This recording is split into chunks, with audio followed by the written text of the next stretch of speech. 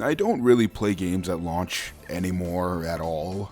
It wasn't really a conscious decision, it just sort of happened. Separated from the fact that videos on new games don't really do all that well, between bugs, patches, DLC, and just the sheer amount of titles constantly releasing, it's been difficult to bring myself to do that anymore, without always coming away with some semblance of disappointment. But man, something about Avowed just drew me in. Maybe it was the billionth time I saw it on the damn Game Pass dashboard that finally did the trick. While I'm aware of Obsidian and have dabbled in their older titles, mainly the first opening hours of Outer Worlds and New Vegas, I had absolutely zero hype or knowledge of what the fuck this was at all. Mostly because I'm not really a fantasy guy. Pillars of Eternity, more like Poe?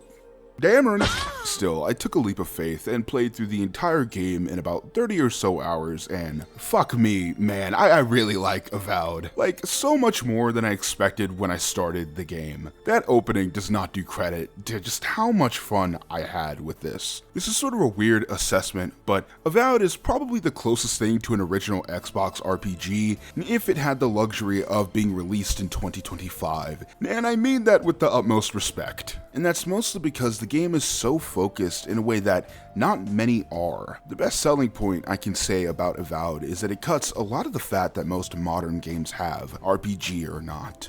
I promise I don't hold some grudge towards recent games. My uncle's cousin is a recent game, but it's hard to deny that there's clearly been a push for newer titles to not just be one thing, but everything. I.e. bigger equals better, as if every fucking game is GTA 5. No, you can enter every building on the map. Our game's got stealing, a bunch of romanceable NPCs, fucking a million planets. You see that mountain? You can climb it! Sorry, I'm still really salty about Starfield. And jokes aside, while all that stuff is good, it's essentially the chips with the sandwich. And once all that's left by the wayside, it allows both the creative team and the player to hone in on the world of Eora, specifically the Living Lands, and the story that's being told in it. And because of that, Avowed is able to be an RPG that legitimately has a well-told branching story, and not just fucking faction alignments that all just end up doing the same damn thing. Okay, I'm done. I really ended up liking Avowed's story. The setup is very much a chosen one archetype, which initially really turned me off. Your character is this diplomat who's sent by the Emperor to this continent known as the Living Lands in order to stop this deadly disease called the Dream Scourge. And all the while, the Empire is trying to annex this foreign land. But then you also find out that you're a part of this special race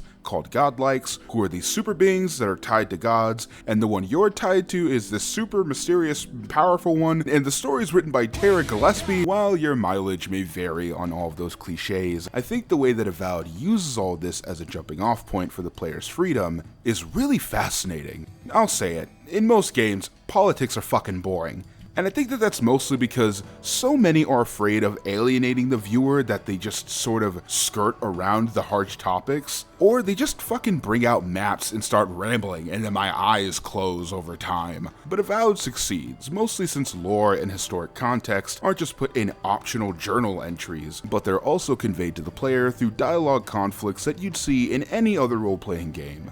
I love when games give you open-ended moral quandaries that they only pose to allow you to deal with the consequences. I especially love it when there is no good ending and they all just different variations of suck. Except in most games, quests like that are usually a rarity in a sea of mostly binary options. Not that I don't love other RPGs, but many in the genre, especially ones from the Big B, have begun to feel less like interactive experiences meant to offer you, the player, a chance to express yourself while also exploring this new world. They feel a little bit more like a roller coaster, where the vast majority of the game's narrative is baked in, with only small deviations from playthrough to playthrough. Avowed is basically all open-ended questions, and I fucking love it. Which makes sense since the story is essentially a fantasy interpretation of the Holy Crusades with a little bit of colonization thrown into the mix.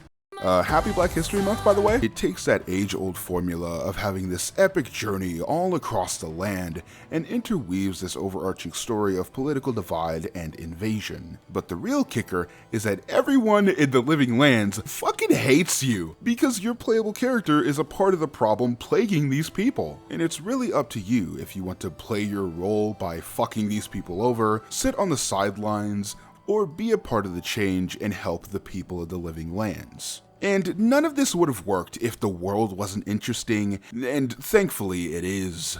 Throughout each city that you explore, from Dawnshore to Fior, Thirdborn, and Solace Keep, you see firsthand the effects of the Dream Scourge. Not just on the enemies, which are just creatures that have been turned over time, but with the people in each city throughout the side quests. How it tears apart families and relationships, how it makes people less trusting and more willing to cut and run with no regard to their fellow man. I gotta say that I'm someone who rarely wants to do a ton of supplemental material in a game, but because Avowed has this very strict scope, the side quests all have a sense of cohesion with the main story. Sure, there's still some that are just bounties or collecting stuff, and those are fine as is. There's also that one where you help a woman whose house is overrun by giant lizards, and then you find out that she is like a lizard kin. She thinks that she's a soul sister with a lizard. I fucking love that mission. However, the vast majority of these quests, especially as you go throughout the game, are vignettes into the lives of citizens who have been wronged by the Empire or who've fallen victim to the Dream Scourge. Most of the earlier quests that I encountered were looking for missing persons, only to discover that they've fallen victim to the plague. I promise that these quests are much more interesting than I'm describing them as. There's even some quests that seem random, like this one where an ogre attacks this Imperial cart and kidnaps this warden,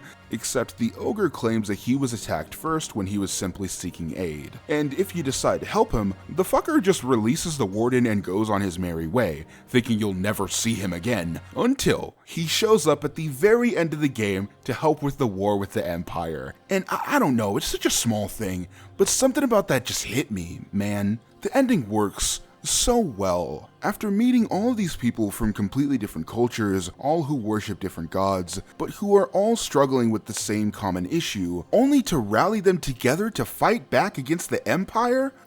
So good. It's something we've all seen before, yes, but it doesn't take away how invested I was in this narrative and its outcome.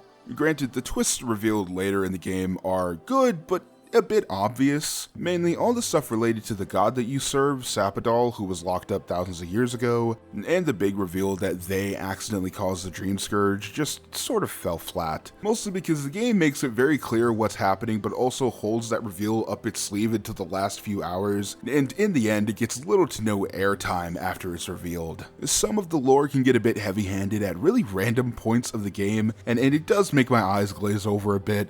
Plus, I do think some of the characters you meet are not all equally interesting. Mainly most of the people in the town Thirdborn, except for that nephew and uncle. That quest so damn good. And Yatsley, she's fine. I think her voice actor is doing a great job. I just don't think her character's all that compelling. But all of that is off-centered by the amount of interesting NPCs that you run into, all of which have a great sense of character. Not to mention the rest of your party is great, like Kai, who could damn near hold a game on his own. That dude is cool as shit. Same for Giada. Her tragic backstory with her parents and how that ties into her constant struggle of whether or not she should continue going down the path of being an animancer was really compelling. Marius is okay. I didn't like him at first, but spending time in the final town, Solace Keep, did make me warm up to him a bit. That final scene between him and the leader, I forget her name, it was really sweet. The main villain, Ludwin, does leave a lot to be desired. She is voiced by the great Deborah Wilson, who can never give a bad performance in her fucking life. She definitely makes the character as cool as she is. Well, that and the fact that she's an undead skeleton solely kept alive by her belief in her god. It's kind of fucking sick. It's just a shame that she doesn't really have as grand of a presence as I thought as she would, especially in her boss fight. Most of the boss fights lack that sort of presence that you'd expect, which is also probably a side effect of that smaller scope. But that doesn't really change the fact that the actual combat is pretty good. I feel like in a lot of action RPGs, yes, even the ones from the Big B, combat is second fiddle. Even when there are alterations and updates in a sequel, it can still be incredibly dated. Except Avowed isn't really like any other major RPG that I can think of because of how flexible and robust this system is. Most games have vocations, level numbers, and frankly, disappointing weapons that all feel like you're just using a bat. Avowed has none of that. Sure, there's skills and abilities, but there's no one role that you have to adhere to. You can use any and every weapon throughout the entire game, and all of them felt good, which, may I remind you, is a rarity. I mainly used a greatsword for all of my playthrough, but there's swords, shields, daggers, hammers, and guns. Those especially made me scared, since there's no VATS or anything to pick up the slack. But when you equip the guns, it actually plays like a shooter. Same with the magic grimoires, or the bow and arrow. None of the weapons feel like they were just added here at the last second, and I cannot commend that enough. It's a flexible enough system that you can swap weapons at random intervals with little to no problems at all. I said earlier that Avowed doesn't have level caps, which is mostly true. You still level up and get extra points for both yourself and your party for abilities and such, but the game does have gear levels, and I was initially really fucking upsetted by this, mostly because it reminded me of looter shooters and I immediately got PTSD, but I can assure you that the upgrade system is very straightforward. Higher level enemies require higher level weapons and gear, which can be purchased or created by upgrading your current loadout with materials that you find throughout the world. Anything else is mostly cosmetic or special stuff that you'll find throughout the game. The good thing is that this removes all of the arbitrary numbers that many games use that just end up as bloat. And the biggest thing is that it gives any and all weapons a purpose, even later in the game, since you can break those down to their materials or sell them for a hefty price. In most games, once you've leveled up beyond an environment, the materials and weapons there are sort of useless, but in Avowed, lesser materials can be upgraded into greater materials or even downgraded for some reason. Plus, enemies don't scale with you throughout the game. A level 1 enemy in hour 1 is going to be a level 1 enemy at hour 20. Now, the bad thing is that this only really works if you're taking your time with the game and making use of all of its mechanics. Now, I've seen some people complain about this system and the different parts of it, like how high the prices are for gear, which, to be fair, are pretty big. Some of the regular weapons near the end of the game cost like 20,000 gold, which is pretty fucking insane. But that's not a huge problem if you're grabbing the older gear that's liberally placed throughout the main quests, and either selling them or breaking them down for parts. Or if you're just doing the side quests, which also have their own cash rewards. To be honest, I think too many people have treated their first playthroughs of games like a fucking speed run, especially this game, where I think a lot of people have treated it like any other RPG where they think that they could just brute force their way through it. When it comes to Avowed, I want to give them a massive warning just in neon with a big buzzer sound. If you jump from main quest to main quest and don't at least engage with the upgrade system, you will have a very fucking bad time. And besides the tutorials explaining all of this, the game is sort of structured to allow the player to figure this out naturally. When you arrive to Dawn Shore, the quests slowly begin to send you to higher level areas, forcing you to figure out some sort of strategy, sort of lightly tapping you to explore the world. And the game does this from beginning to end. You're meant to take your time, not just jump headfirst into the next quest. That's not to say that there aren't criticisms that people can have. I understand that this system is not for everyone, and I have my own issues. I think the animations take a little bit too long, it's just a little annoying. The sponginess of enemies that are higher level than you can be a little bit ridiculous. I played on normal, and sometimes defeating an enemy just one level above me could just be a little harder, or other times it would take upwards of 4 minutes, which is